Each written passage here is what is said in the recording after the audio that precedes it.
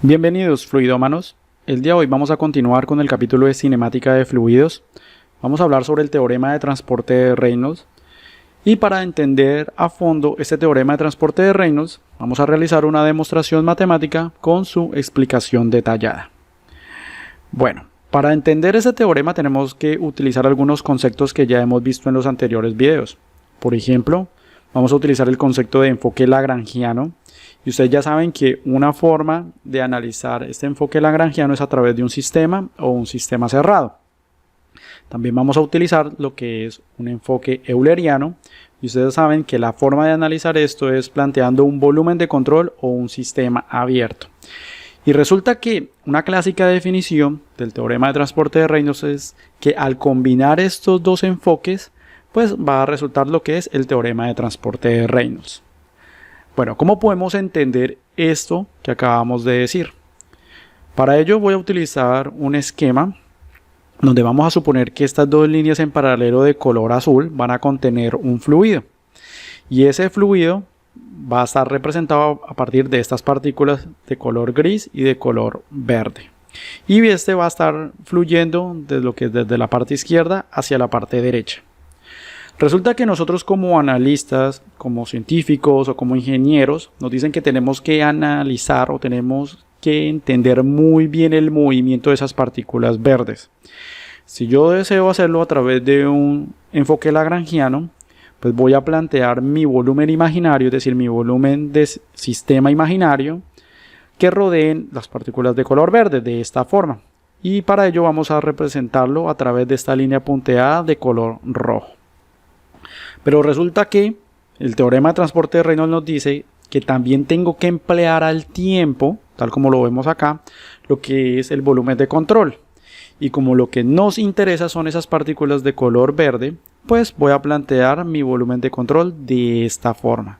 De tal manera que el sistema y el volumen de control coincidan perfectamente. Como estamos hablando de que el fluido se va a desplazar, es decir, que se está moviendo, nosotros tenemos que tener presente que todo esto que acabamos de realizar va a ser para un tiempo inicial. Y si ustedes recuerdan, cuando estuvimos viendo en anteriores videos sobre cómo se estudiaban los fluidos, eran a través de sus propiedades. Así que por ahora voy a decir que lo que vamos a trazar, es decir, lo que vamos a seguir, va a ser la propiedad B. Y que esta pues va a ser evaluado en un tiempo inicial, que es el t, este exponente de t que ustedes están viendo acá. Ahora, si a nosotros nos piden que tenemos que construir una ecuación para ese tiempo inicial, pues vamos a decir que nuestra primera ecuación se va a ver de esta forma, donde la propiedad de las partículas verdes, es decir, la propiedad B mayúscula, evaluada con el sistema, pues va a ser igual a la propiedad de esas partículas verdes del volumen de control en el mismo tiempo inicial. Así que tendríamos primero esta ecuación, algo muy sencillo. Pero resulta que, ya lo dijimos antes, estas partículas se van a mover porque el fluido se está desplazando de izquierda a derecha. ¿Y cómo vamos a representar ese avance en el tiempo? Bueno, tenemos acá nuevamente nuestra propiedad B mayúscula y para evaluarlo en ese avance del tiempo vamos a buscar un incremento en ese tiempo que es un delta t. Ustedes ya deben estar familiarizados con los videos anteriores que hemos visto que la forma como nosotros representamos ese avance en el tiempo es a través de un delta t. Y ese delta t puede ser un minuto, una hora o un día dependiendo de lo que se esté evaluando. ¿Qué sucede ahora con nuestro esquema que teníamos acá en nuestro tiempo inicial? Bueno, vamos a tener nuestras líneas en paralelo, común y corriente, pero resulta que nuestras partículas de color verde que son de nuestro interés se han desplazado un poco hacia la derecha debido a que se está moviendo el fluido.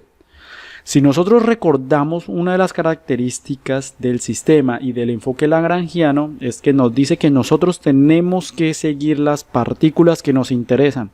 Eso significa que nuestro sistema se va a desplazar y va a seguir todas esas partículas de color verde sin perder ninguna. Recuerden que en el video anterior les nombré algunas de las características de ese sistema con un ejemplo, así que si no lo tienes claro te invito a que mires esos videos antes de continuar. Ahora, ¿qué sucede con el volumen de control? Bueno, ustedes saben que el volumen de control en la mayoría de los escenarios o en la mayoría de los análisis se utiliza la característica que este siempre va a permanecer fijo. Y si ustedes ven acá en este esquema, pueden notar que esta línea sólida de color amarillo permaneció constante a través del tiempo. Es decir, que acá es igual a la que se encuentra acá, ¿cierto? Entonces, les quiero recordar que los volúmenes de controles sí se deforman y sí se desplazan dependiendo de lo que se necesite analizar, pero en la mayoría de los casos se utiliza la característica que va a ser fijo y constante. Resulta que ahorita nosotros necesitamos comparar lo que ha sucedido en esto, porque ya nuestro sistema y nuestro volumen de control no coinciden perfectamente, se han desplazado y tal como lo ven en esta parte de acá. Ahora, ¿qué no se nos ha creado? Bueno, tenemos una región nueva, que es lo vamos a llamar con la propiedad B1, acá, donde son unas partículas ajenas que no nos interesan, es decir, unas partículas grises, debido a que pues estas partículas grises están entrando por esta parte. Pero también tenemos una región 2 de esa misma propiedad que sí contiene las partículas que nos interesan, pero como característica es que no están dentro del volumen de control. Ahora, ¿cómo nosotros podemos reemplazar eso? Perdón, ¿cómo podemos nosotros plantearlo de forma matemática? Bueno, aquí es donde aparece nuestra segunda ecuación. Resulta que si nosotros tenemos que comparar entre el volumen de control y el sistema, vamos a decir que el sistema siempre nos va a dar lo más exacto de nuestro interés, porque está siguiendo las partículas de color verde, es decir, siempre las va a seguir y siempre va a ser más preciso comparado con el volumen de control.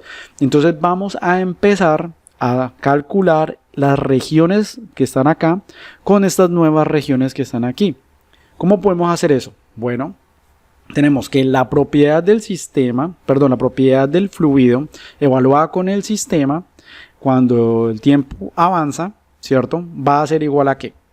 Tenemos que es igual a la propiedad que se encuentra en el volumen de control cuando avanza en el tiempo, es decir, esta región amarilla, correcto, que se encuentra acá, menos la región 1, ¿cierto? Porque esto le estamos eliminando esta parte de acá porque contiene partículas que no nos interesan, más la región 2, evaluada en el avance del tiempo, que sí contiene partículas que nos interesan. Prácticamente es como restar una geometría, ¿no? Debido a que si yo quiero calcular este rectángulo de color rojo, lo que hace falta es coger este amarillo, correcto, restarle esta región que se encuentra acá y sumarle esta región acá. Y eso fue lo que hice para construir la ecuación 2. Ahora, el siguiente paso para poder construir la ecuación del teorema de transporte de Reynolds es algo muy sencillo y es escoger la ecuación 1, ¿cierto? Restarla dentro de la ecuación 2 y dividir cada uno de los términos por un delta t. Cuando cogemos esta ecuación, se la restamos a esta ecuación y dividimos cada uno de los términos, nos queda de esta forma. Lo que hice para poder restarla de una forma es que el sistema se tiene que restar con el sistema, el volumen de control con el volumen de control y dividí cada uno de sus términos por un delta t, tal como ustedes lo están viendo en esta parte de acá. Por eso sistema con sistema, volumen de control como volumen de control, y pues la región 1 y esa región 2 que aparecieron en el avance del tiempo van a estar solas porque solamente están cuando avanzan en el tiempo. Ahora viene un paso muy sencillo y es que vamos a utilizar un concepto de la derivada. Y ese concepto es algo clave y nos dice que ese incremento en el tiempo va a tender a cero. Recordemos que entre más pequeño sea ese paso de tiempo, entre más pequeño sea ese intervalo desde que se está comparando, mejor se va a representar la evolución. Sí, es algo que se conoce en modelación como un refinamiento en el tiempo, una escala diminuta o menor. Es decir, que va a darnos más detalle lo que sucede si lo tenemos en segundos que si lo tenemos en días. Entonces, ese delta t vamos a decir que va a tender a cero. Y cuando ese delta t tiende a cero, este término que se encuentra acá y este término que se encuentra acá se van a transformar en derivadas.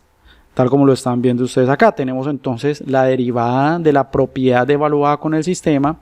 Tenemos acá el término de la derivada de la propiedad evaluada con el volumen de control. Y por ahora vamos a tener estas dos regiones acá que son unos flujos que se están dando. Recordemos que cuando hablábamos de volumen de control, una de las características era que tenían o que permitía flujos a través de sus superficies de control, es decir, que podían entrar y salir flujos. Esos flujos son estos que se tienen en esta parte de acá y que he utilizado este punto que ustedes ven arriba de la letra B para indicar que son flujos. Bueno, entonces más adelante en el siguiente video vamos a profundizar de cómo se pueden analizar esos flujos, cómo esos flujos hacen parte del teorema de transporte de Reynolds. Por ahora quiero solamente adelantarles que las propiedades que nosotros estábamos analizando se pueden detonar o se denominan como cualquier propiedad extensiva. Y si ustedes buscan esa definición de propiedad extensiva, son aquellas que se ven afectadas por el volumen que se está estudiando, ¿sí? Como por ejemplo el volumen, por ejemplo la masa. Y la forma como nosotros podemos definir esas propiedades extensivas es a través de una comparación de una misma propiedad de ellas. Usualmente en fluidos se utiliza lo que es la propiedad de la masa y eso nos va a dar algo que es una propiedad intensiva, que son aquellas que no cambian respecto a un volumen. Por ejemplo, la temperatura, por ejemplo, la densidad. Entonces, bueno, la densidad cambia en algunos, dependiendo del tipo de fluido que se esté hablando, esa sí puede cambiar, pero la temperatura sería un ejemplo muy bueno acá. Por ahora, solo quiero que tengan estos pasos que hicimos. Quiero que sepan que el teorema de transporte de Reynolds pues es la fusión entre un enfoque lagrangiano y un enfoque euleriano. Nos abre paso a una nueva ecuación, que esta ecuación prácticamente es una de las ecuaciones fundamentales que se utiliza para analizar el movimiento de los fluidos y abre paso a muchísimas otras ecuaciones que se utilizan para hacer hidrología, para hacer hidráulica, para hacer conservaciones de energía, conservación de momentum e incluso conservación de masa. Eso lo vamos a ir viendo más adelante. Por ahora me despido, espero que les haya gustado el video. No olviden suscribirse, activar la campana para cada vez cuando suba videos. Nos vemos en una próxima y como les prometí, el próximo video estaremos analizando estos flujos que se encuentran acá y cómo hacen parte del teorema de transporte de Reynolds. Bueno, nos vemos en una próxima.